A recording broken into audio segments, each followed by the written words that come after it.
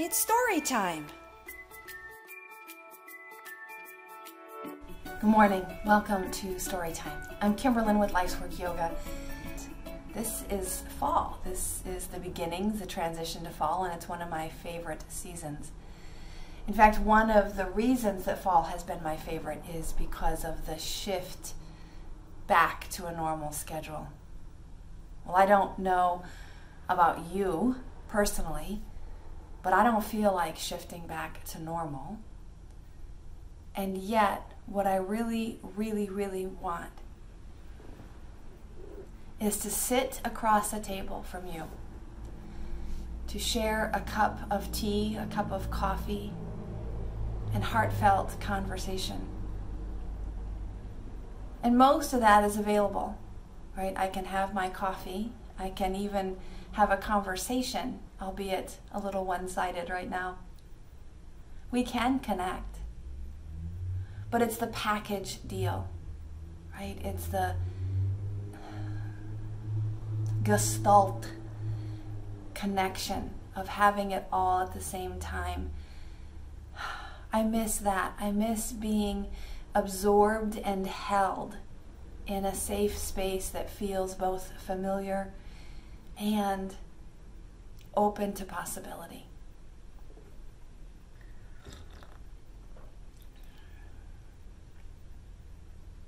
How are you? I'd love to hear how you're managing, how you're coping.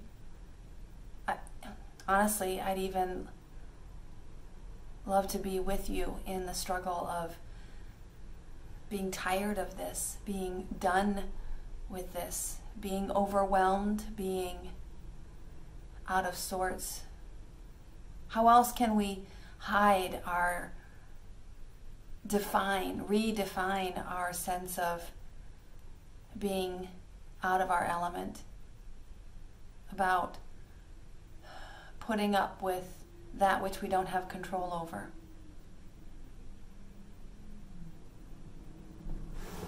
Okay, here we are. It's Tuesday morning. It's story time. It's 9:30 and it's the second Tuesday of September, which means we're in this transition, right, between the summer and the fall. Some of the classic things that we think of with transition are occurring. A little staggered, a little different for sure, but kids going back to school is one of those hallmark testimonies to the passage of time. In fact, one of my reasons for loving the fall season is specifically because of the reset. I've always used September 1st a little bit like a January 1st. For those of you who perhaps like to set New Year's resolutions, September 1st is when I start that process.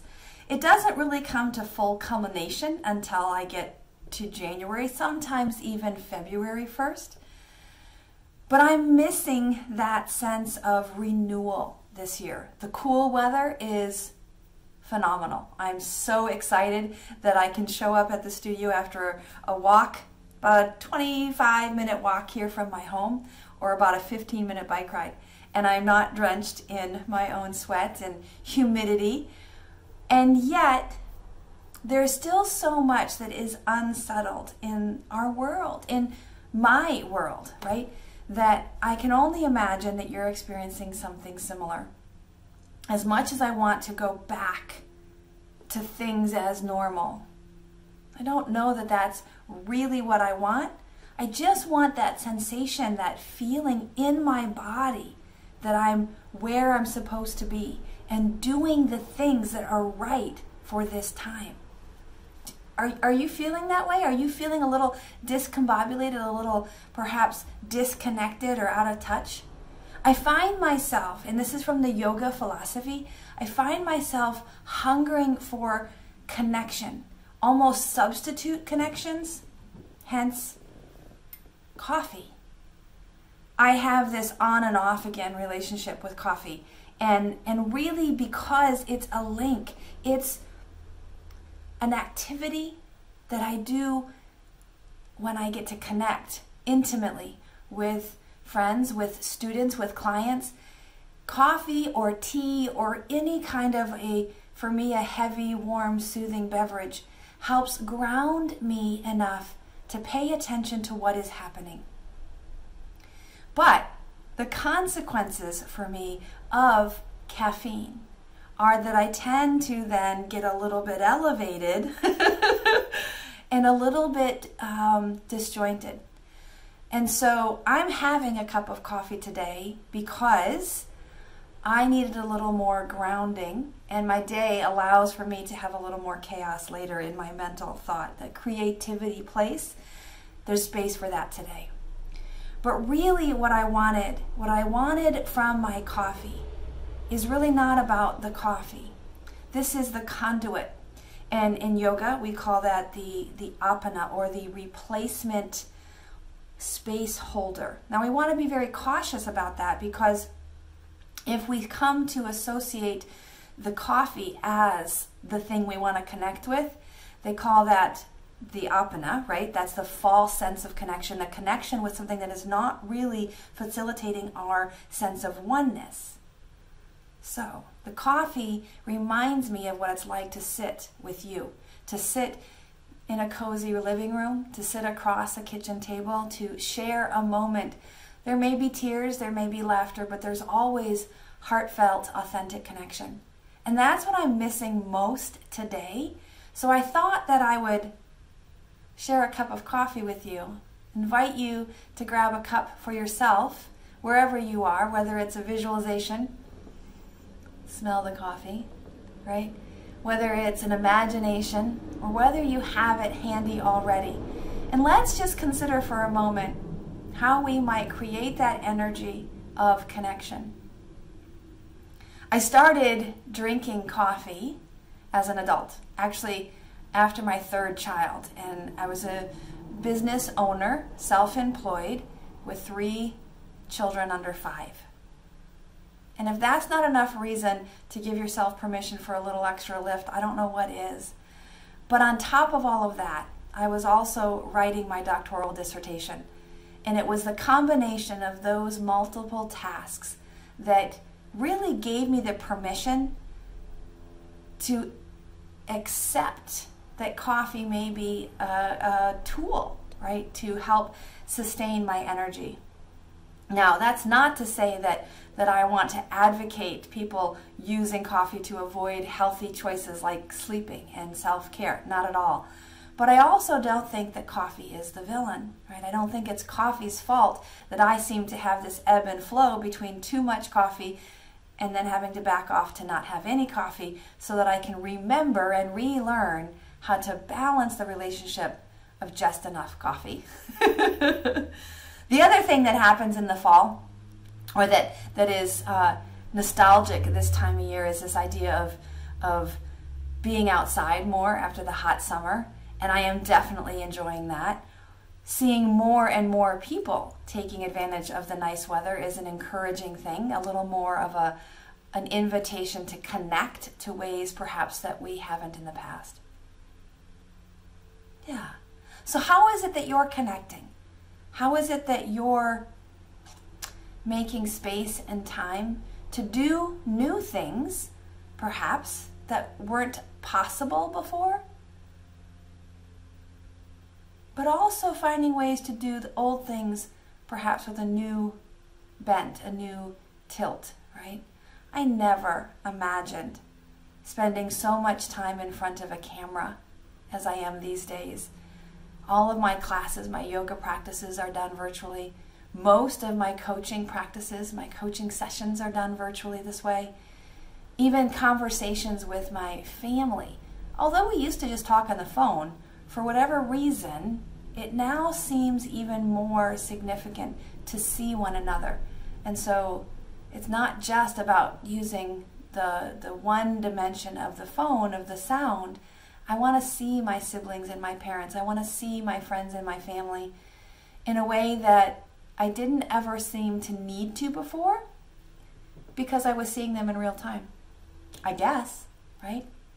Maybe it's also because I know that as a yogi, the more senses that we can involve in our experience, the more vibrant that experience is going to be. So again, holding my cup, my warm cup of coffee, brings me even greater sense of connection, a greater sense of triggering in my mind's eye, my memories of times when it has been warm and soothing and comforting to be with you, to be with friends, to be with family, to be with this experience of pausing enough to feel the sensations, the heat, to smell the coffee, to taste, to hear the world going on around outside while I'm cozy in my coaching nook up here at the studio. There's so many things that are transitioning. And so I think it's important for me, what I'm coming to accept, is that it's okay to do things differently, and it's okay to do the same things differently, but it is also okay to do new things differently. And that's a lot, right? So I just want to go back for a moment as I'm thinking about this. I introduced this concept of the apana, this false energy connection. And it's not meant to scare anyone at all, but it's meant to remind us that the yoga practice, and I believe the human experience, is all about authentic connection. Authentic connection to what unites us. And that term in the yoga tradition is prana. Prana, yes, is available through things like coffee. I know where these beans have come from. I know who roasted these beans. I even know who ground these beans. And for every component of that practice, I honor that gift, right? Not only the skill, but the intention behind sharing this practice.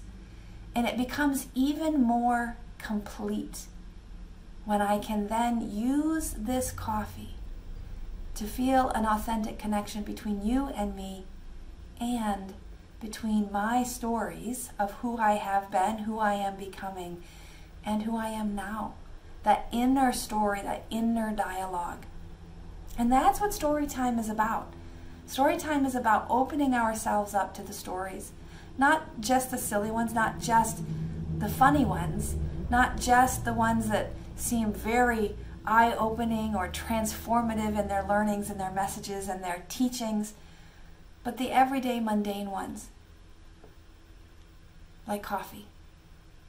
I know many of us don't go a day without coffee, let alone an hour. But that is a facilitation to the connection of what we're here to do, which is to share this journey, to find a way to be together in body, mind, energy, spirit. Choose the terms that make sense for you. I'm open to any of them. But the truth of the matter is that as we experience life in this human form, we do have the body. We have this dialogue of energy moving through us, maybe most tangible in the form of the breath. And then we also have the mind stuff, the mental energy, the heart energy, and the intuition, the mana maya kosha, as the yogis say. These are the ways that we can fundamentally connect. So that's my invitation, my challenge, my reminder. Let's connect. Grab a cup of coffee, use the phone, write a letter, save the post office. Find a way to connect. And if I can be of support in that practice, in that process, that's what I do.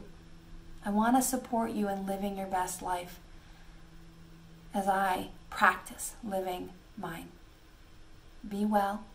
Take care of yourself. Take care of each other. Breathe, move, and rest. Namaste.